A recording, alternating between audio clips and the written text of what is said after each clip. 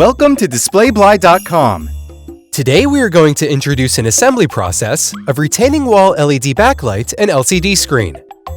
First, put the reflection sheet on a special clamp as the first layer, the light guide plate as the second layer, and diffusion sheet as the third layer. Second, put the light blocking film on the edges of the light guide plate by hand. Third, glue the LED and install it into the light guide plate.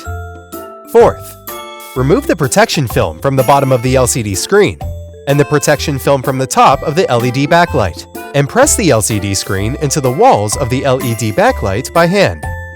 Fifth, quality test. Check if there is any fault. Sixth, labeling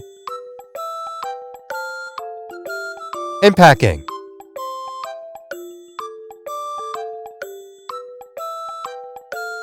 Thank you for watching, and contact us if you have any questions.